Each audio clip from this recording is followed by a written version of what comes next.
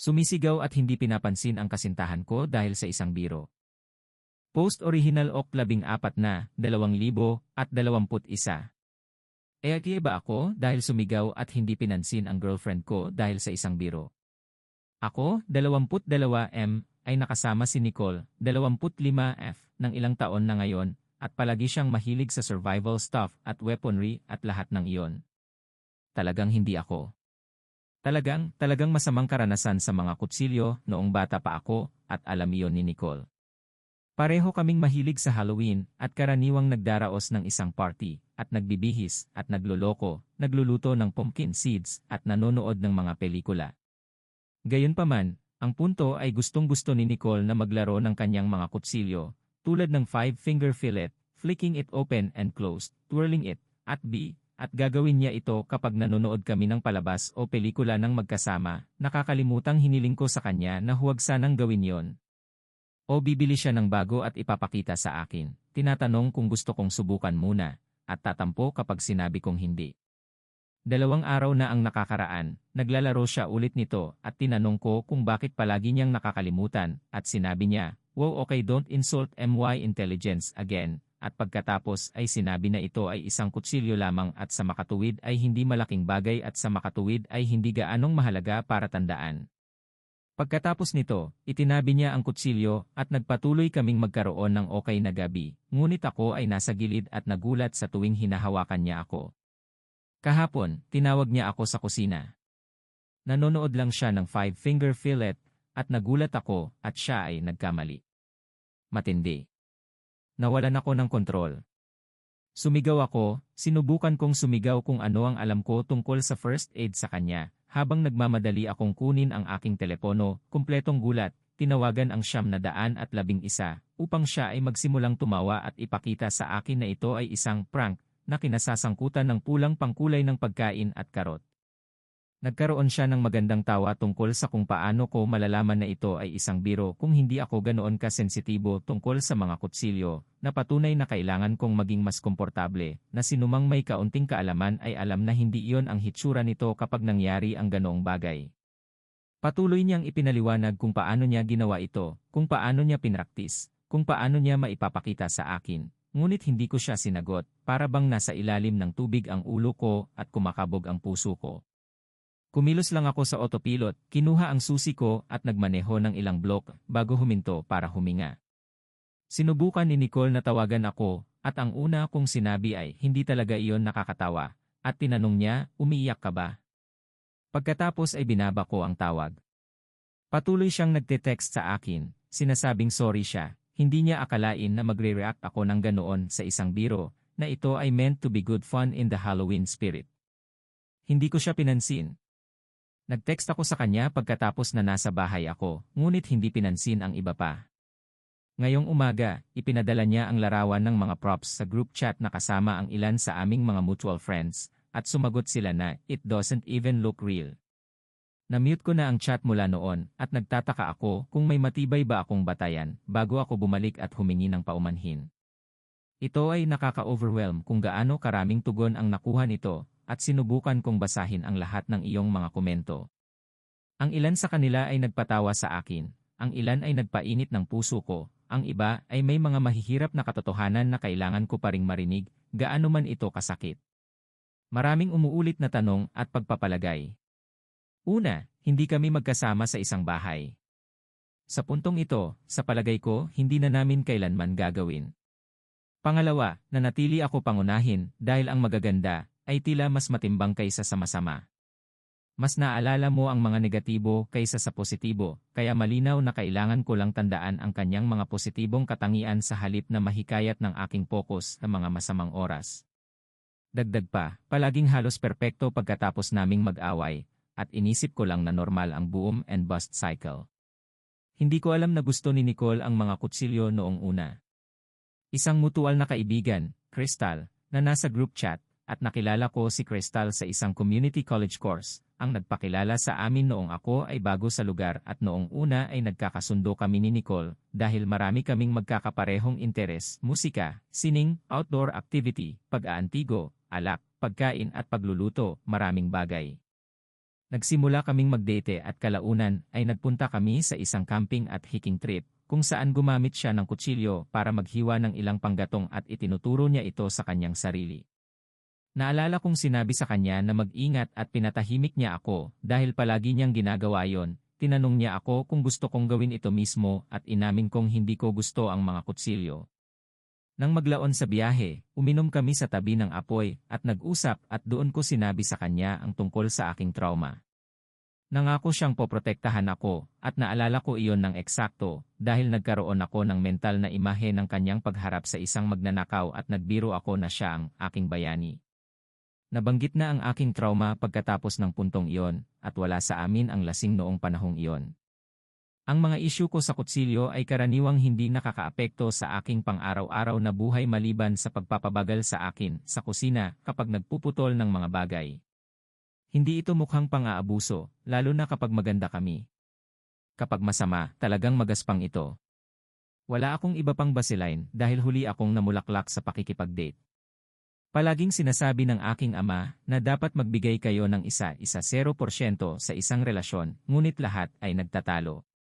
Akala ko normal lang ang pagtatrabaho sa mga rough patches. Iyon din ang dahilan kung bakit naghahanda akong humingi ng paumanhin. Dahil dalawa ito sa isang argumento, kaya responsable din ako at kailangang humingi ng paumanhin para sa aking bahagi. Sa kasong ito, nawasak ang gabi dahil sa aking reaksyon. Dumaan ako sa therapy para matulungan akong makayanan ang unang insidente na may kaugnayan sa aking aversion sa mga kutsilyo. Mas masahol pa ako noong nangyari ito, hanggang sa hindi ko mapaturo sa sinumang iba ang kutsilyo sa direksyon ng ibang buhay na nilalang, o ilang partikular na kanta sa radyo na pinapatugtog noong panahong yon, o ilang partikular na amoy. Nakagawa ako ng progreso, ngunit malinaw na hindi sapat upang manatili sa kanya, at harapin ang kanyang pagkapit sa mga kutsilyo. Aaminin kong medyo umatras ako sa bagay na tila mas balisa ako kapag natutulog ako at hindi makatulog o nagkakaroon ng mas maraming bangungot, kaya't naniwala ako sa kanya noong sinabi niyang sobra ang aking reaksyon. Tungkol din sa pagkapit, hindi ito isang pare-parehong bagay.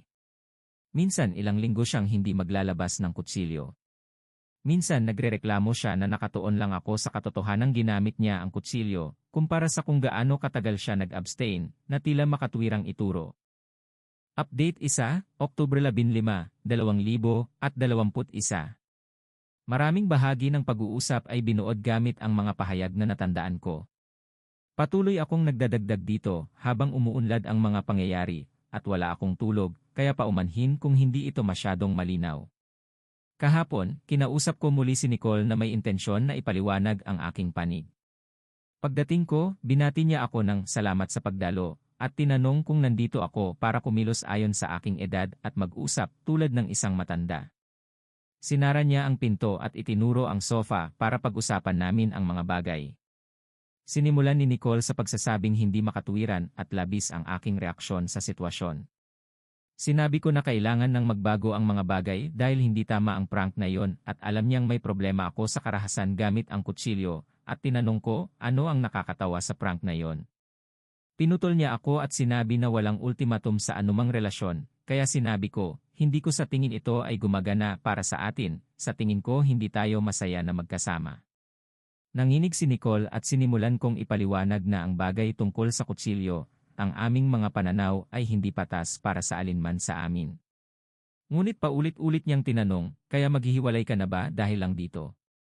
Sinubukan kong sabihin na higit pa sa ito, na ito ay lahat ng bagay na palagi niyang nakakalimutan at nag-trigger sa akin na mahilig siyang maglaro ng mga kutsilyo ngunit ito ay nakakagalit sa akin. Ngunit nagsimula siyang magsalita ng patuloy at sumigaw na sa tingin ko siya ay tanga at na ako ang pinakamahusay na aktor sa mundo dahil hindi niya alam na nararamdaman ko ng ganito kalala at baka tawagin ko ang mga pulis para sa pang-aabuso.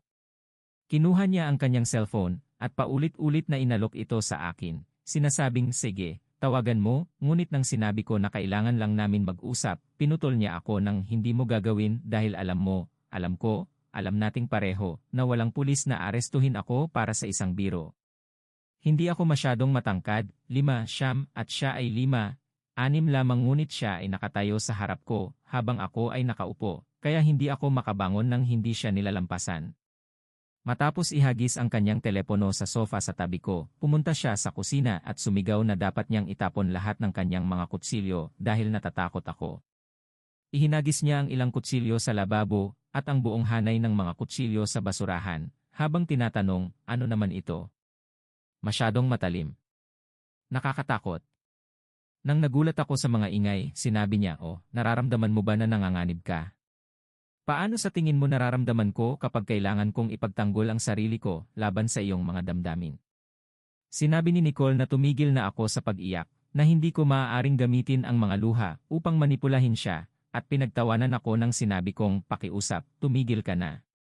Sinabi niya na kailangan niyang mag-ingat dahil mayroon siyang kasintahan na hindi makayanan ang isang biro nang hindi tumatakbo sa gabi.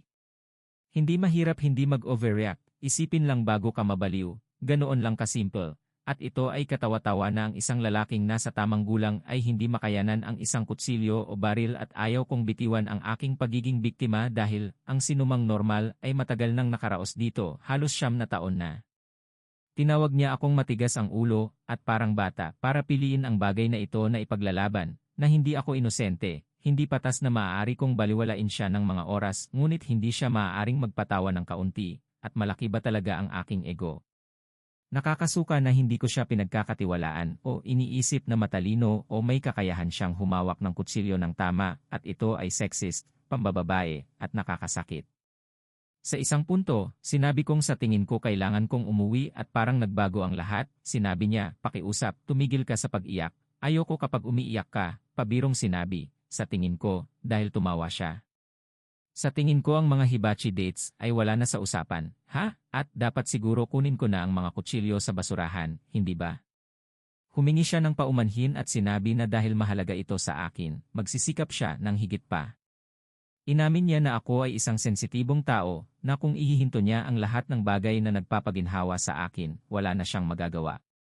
Itinuro niya na umiyak ako habang nanonood ng MY Girl kamakailan bilang patunay na ako ay labis na emosyonal at may katuturan na naisip niyang normal lang ako, ngunit humingi siya ng paumanhin sa hindi agad napansin na ito ay talagang nagpapahirap sa akin. Nangako siya na gagawin niya ang kanyang makakaya upang hindi ilabas ang mga kutsilyo kapag nandyan ako. Niyakap ako ni Nicole at sinabi, bitawan mo na, makakayanan natin ito, walang bagay na hindi natin kayang lagpasan, at humingi ng pagkakataong magsimula muli, bagong simula bukas, walang biro. Nakakatawa pero sinabi ko lang oo. Gusto ko lang umuwi, umalis sa bahay niya habang mabait pa siya, at hindi ko napangatawanan ang sinabi ko. Pakiramdam ko ay tanga at duwag ako. Pagka-uwi ko, nagsuka ako at hindi makatulog ulit. Ngayon, dumating si Nicole at dinalhan ako ng tanghalian at kape, hinalikan ako at sinabing mahal niya ako, at lahat ng mga matatandang babae sa opisina ay nag-uumapaw sa kasiyahan kung gaano kami ka-cute na magkasama. Lalapitan ko ang isa sa mga malalapit kong kaibigan, at ang kaibigang nag-set up sa amin upang malaman kung kailan naging interesado si Nicole sa mga kutsilyo. Dahil naalala ko mga 7 tandang bawas 8 buwan sa relasyon namin, pagkatapos ng camping trip at birthday ni Nicole nang hilingin niyang regaluhan ko siya ng isang partikular na kutsilyo, kaya siguro noon, pero hindi ko talaga maalala na may malaki nang nangyari bago noon. Bukas, maghihiwalay na ako ng opisyal sa kanya, kasama ang isa sa mga kaibigan ko kung maaari, para makuha ko ang mga gamit ko sa bahay niya. Update 2, Hunyo 16 na, 2024, 3 taon pagkatapos. May nakaraang impormasyon sa aking profile tungkol sa isang post na ginawa ko sa ITA ilang taon na ang nakalipas. Nagpunta ako sa Reddit tungkol sa aking kasintahan at ang kanyang prank na may kutsilyo.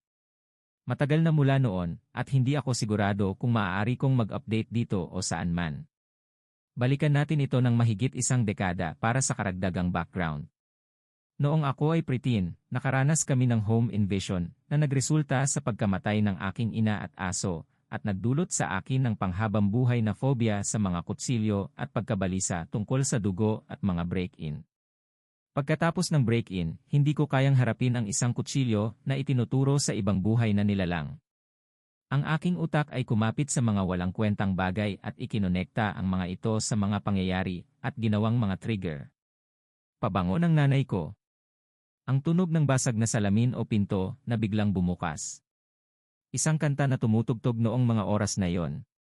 Kahit ngayon, ayaw ko pa rin ang kantang iyon, pero hindi na ito nagtitrigger ng flashback. Ang dugo sa beige na carpet ay prominenteng bahagi ng aking mga bangungot. Nagtrabaho ako ng husto kasama ang isang therapist upang iproseso ang nangyari at ang mga nakita ko. Ang pagbangon ay umabot ng maraming taon ng therapy, ilang linggo ng inpatient care, gamot para makatulong sa mga bangungot, PTSD, depresyon at pagkabalisa. Ibinenta namin ang bahay sa lalong madaling panahon. Lumipat ako sa ibang estado sa lalong madaling panahon. Patuloy akong nagpatuloy sa therapy at patuloy na uminom ng aking gamot. Ang aking pag-iwas sa mga kutsilyo ay naging isang minor na bahagi na ng aking buhay.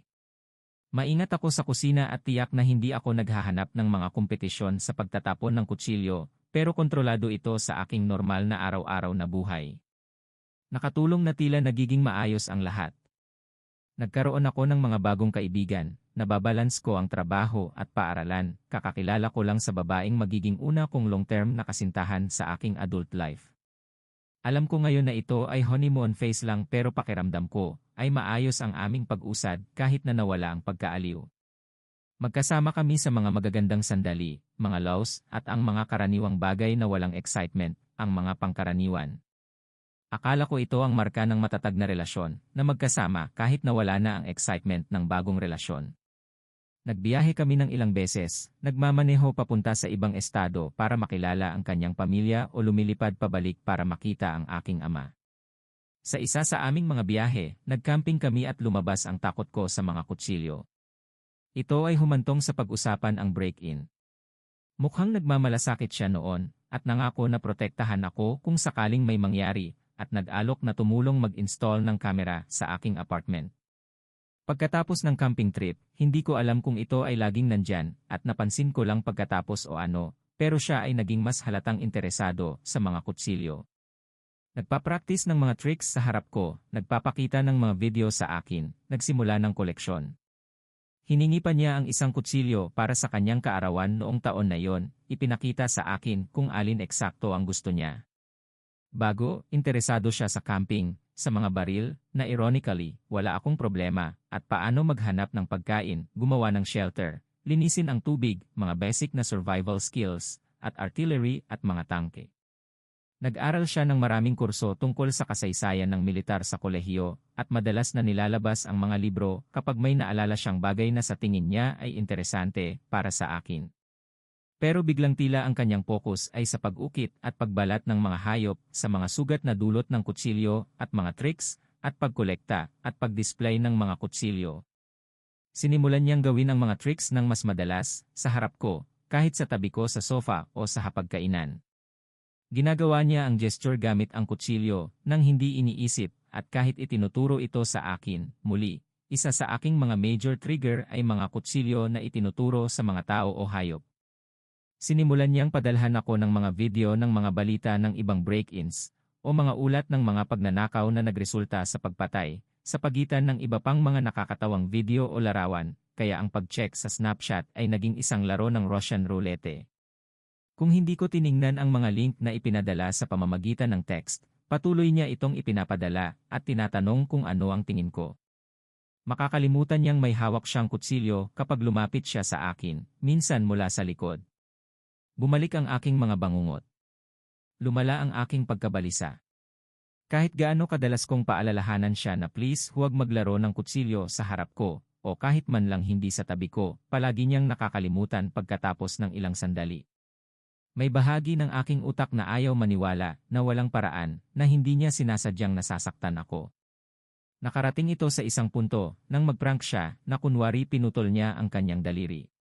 Nagkaroon kami ng malaking away, ang pinakamalaki namin. Sana'y kumilos ako ng iba at hindi nag-walk out pero ginawa ko. Maraming bagay sa oras ko kasama si Nicole ang gusto kong gawin ng iba kung may pagkakataon.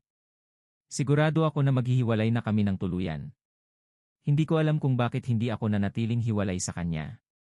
Noong una kong ginawa ko ito ng mag-isa dahil si Jack, isang kaibigan ko, ay pumikit at tinawag akong duwag dahil gusto kong may backup.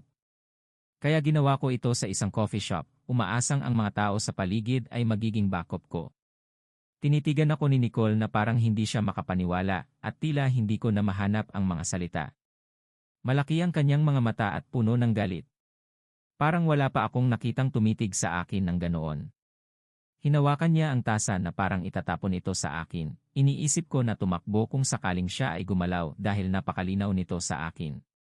Pero pagkatapos ay nagsimula siyang umiyak ng malakas, at paulit-ulit na tinatanong kung bakit ko ito ginagawa sa kanya, at na umaasa siyang makakahanap ako ng kaligayahan sa iba dahil hindi siya sapat para sa akin, kahit na ginagawa niya ang lahat upang maging mabuting kasintahan.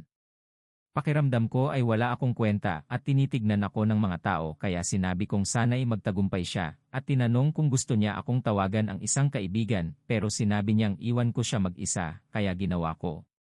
Kinamumuhian ko kung paano ko hinarap ang paghihiwalay pero pakiramdam ko sa sandaling iyon ay parang autopilot. Sa maikling panahon, nawala ang suporta ng aming mga mutual friends na naging aking tanging mga kaibigan noong relasyon ko kay Nicole, na naiintindihan ko dahil mas matagal na nilang kilala si Nicole.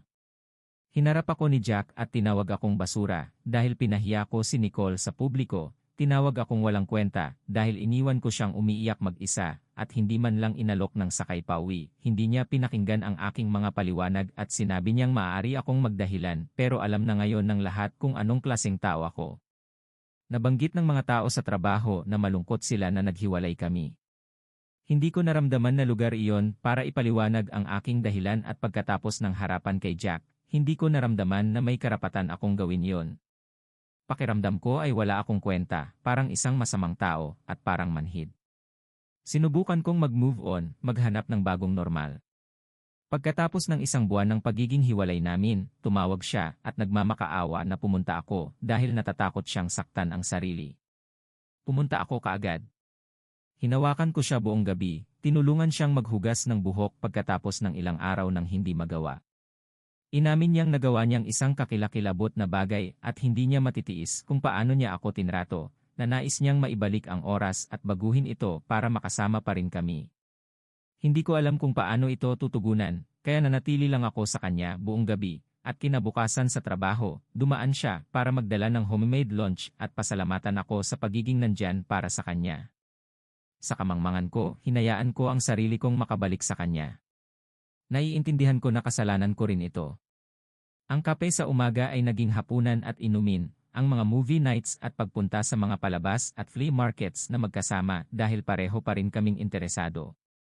Minsan, napansin niya ang isang booth na may mga kutsilyo at inilayo kami, at bagaman hindi naman kinakailangan dahil kaya kong makita ang isang knife display nang hindi natatakot, ito ay isang magandang gesture dahil dati siya ay pupunta roon at bibili ng sarili niyang kutsilyo o hihilingin sa akin na bilhin ito para sa kanya, isa sa maraming pagbabago na nagpaisip sa akin na baka siya ay tunay na nagsisikap. Na kahit papaano, baka pwede pa kaming maging magkaibigan. Nagsimula akong maimbita pabalik sa grupo. 2 buwan pagkatapos, hinalikan niya ako. Pareho kaming lasing at hindi ito umabot pa sa iba. Hindi ko siya kinausap tungkol dito dahil inisip kong hindi niya naalala, pero pagkatapos ay nilapitan niya ako para tanungin kung may pag-asa pa ba sa amin, kung napatunayan niya na iba na siya ngayon at magiging mas maayos na. Akala ko baka. Nanatili ako dahil talagang napakabait niya, parang bagong simula, at nagbalikan kami. Nabalik ako sa grupo ng kaibigan ng buo. Kahit na si Crystal ay tumigil sa pakikipag-usap sa lahat at si Jack ay tumangging makipag-usap sa akin, at bagaman awkward noong una, sa huli, ay parang hindi kami tumigil maging magkaibigan kahit isang minuto. Pakiramdam ko ay napakagaan ng pakiramdam na bumalik sa normal, parang nabunutan ng tinik at nakahinga ulit. Maganda ito ng ilang panahon. Napakaingat niya tungkol sa mga kutsilyo at talagang parang normal at steady. Oo, nagkaroon kami ng maliliit na away pero palagi kaming nagbabati pagkatapos at siya ay sobrang loving pagkatapos ng away. Parang bumalik kami sa dati, kaya parang normal ito. Hindi ko matukoy kung kailan ito nagsimulang bumalik pero marahil noong nagsimula siyang manood ng mga documentaries sa kanyang telepono ng malakas habang nakaupo sa tabi ko, o noong kinikiliti o hinahawakan niya ako habang naghiwa ako ng hapunan at tatawa sa aking startled na reaksyon. O tatawa siya kapag ako ay naiyak habang nanonood o nagbabasa ng isang bagay at sasabihin sa akin na ito ay sa pagmamahal hindi sa pagkainis at talagang kailangan kong tigilan ang sobrang pagbasa sa mga bagay. O sisigawan niya ako kapag nakalimutan ko ang isang bagay na hindi niya naman sinabi sa akin, at kinabukasan siya ay maiinis na hindi ko siya pinilit ng maayos na mali siya.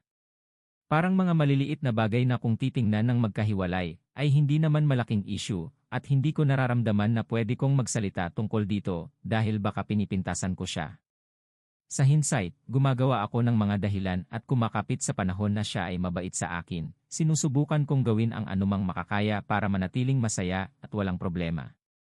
Bahagi nito ay alam kong magiging mag-isa ako, na walang makakaintindi kung bakit ako magtatapon ng magandang relasyon, na ang pagiging kasama niya ang pinakamahusay na mangyayari sa akin. Lumipat kami ng tirahan 4 na buwan pagkatapos ng aming pagbabalikan. Siya ay naghintay na ito lang ang paraan upang patunayan na pinatawad ko na siya at kaya namin mag-move on at maging masaya. Iginiit niya na lumipat ako sa kanyang lugar dahil mas madali raw ilipat ang isang apartment sa isang bahay kaysa baliktarin.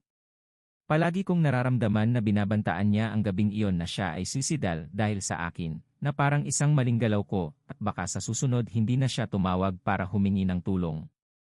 Kapag kami ay nag-aaway, naglalakad-lakad siya sa bahay na may hawak na kutsilyo, paikot-ikot mula sa kwarto hanggang sa sala hanggang sa opisina, o sinasabing bawat argumento namin ay dahil hawak ko pa rin ang galit sa prank at hindi kami mag-aaway kung ako ay lumaki, at tigilan ang pagdadala ng aking trauma sa kanya.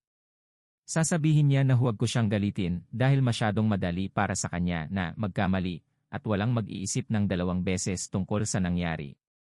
Ilang beses niyang sinira ang mga mesa at nagtapon ng mga baso sa lababo at dishwasher at sinabing tapos na kami, para sa susunod na araw ay paulit-ulit na akong tawagan na pag-usapan ito o hikayatin ng kanyang mga kaibigan na tiklopin ang aking pride at bumalik sa kanya dahil miserable siya nang wala ako at sinusubukan niyang husto o gigisingin ako ng isang halik pagkatapos ng gabi ng pagtulog sa sofa na parang walang nangyari. Kung tatanungin ko tungkol sa nangyari, magsisimula ulit ang away at sa pagkakataong ito ay kasalanan ko dahil siya ay sumusubok mag-move on pero ako ay may hawak na galit. Ang sumunod na halos 10 buwan ang pinaka-nakakatakot, puno ng pagkabalisa na panahon ng aking buhay, at sarili ko lang ang masisisi ko. Pag-uwi ko galing trabaho ay ilang beses akong nasusuka sa daan dahil ayokong umuwi sa kanya. Pakiramdam ko ay trap. Tinapon niya ang kumot na ginawa ng aking ina para sa akin noong ako ay sanggol dahil marumi daw ito.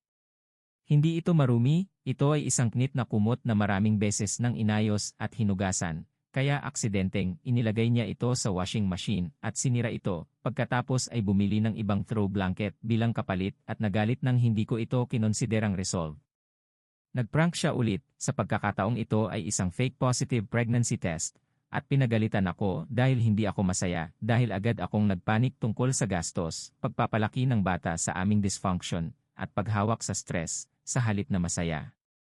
Pakiramdam ko gusto niyang maging masaya ako upang durugin ang aking kaligayahan, kaya nagalit siya na hindi ko ginawa ayon sa kanyang inaasahan. Noong gabing iyon ay tinutukan niya ako ng kutsilyo, sinabing dapat putulin na niya ako dahil ayaw kong magkaroon ng mga anak sa kanya. At pagkatapos ay niyakap ako habang ako ay humahagulgol dahil ako ay nagpanik. Ayokong hinahawakan niya ako pero hindi ko alam ang gagawin kundi hayaang gawin niya iyon at humingi ng paumanhin sa kanya. Isang beses ay inilagay niya ang kutsilyo sa kanyang lig habang nag-aaway at sinabing gusto ko siyang magpakamatay at hindi tumigil hanggang sa sumigaw ako na humihingi ng tawad na tumigil siya. Minsan, habang nagmamaneho siya ay magsisimula siyang mag-speeding at mag-swerving o magsasara ng mata habang nasa highway at sinasabing ang takot ko ay nangangahulugang hindi ko siya pinagkakatiwalaan. Patuloy lang lumala si Nicole araw-araw. Naalala ko nang magising isang umaga na may kalinawan. Alam kong papatayin niya ako balang araw, natutulog ako sa tabi ng aking mamamatay. Hindi pa rin ito sapat upang itulak ako palayo. Ang pagtaka sa kanyang orbit ay tila masyadong marami, higit pa sa aking makakaya. Lahat ng mayroon ako ay nakatuon lang sa pag-survive araw-araw. Hindi ko alam kung maghiwalay kami ng biglaan o magsisimula ng away o palaging itutulak ako palapit sa isang panic attack buong gabi o kung siya ay magiging sobrang bait at maalalahanin. Pakiramdam ko ay bawat araw ay Russian roulette oras sa oras, bawat salita ko o aksyon ko ay isang pagkakataon upang magsimula ng isang galit na away. Tinapon niya ang aking antidepressants at anti-anxiety medication isang gabi at pagkatapos ng resulta ng away, gumawa siya ng malaking show ng pagpapatawad sa akin para sa pagtaas ng boses. Hindi ko dapat ginawa yon, wala akong dahilan, at pagkatapos ay tinulungan akong tawagan ang isang emergency refill. Ilang linggo pagkatapos, dahil sinabi kong gusto kong maghiwalay sa away, palagi niyang tinatanong kung tatangkain ko bang tumakas tuwing may nangyaring mali. Mali ang takeout order. Natapon ko ang isang baso ng tubig. Hindi agad gumagana ang streaming service. O huwag kang mag-alala at tumakbo, at kailangan ko bang mag-alala na iiwanan mo ako dahil dito rin. Sa kalaunan ito ay nag-taper off pero marahil isang beses sa isang buwan sa isang away, siya ay lumuluha.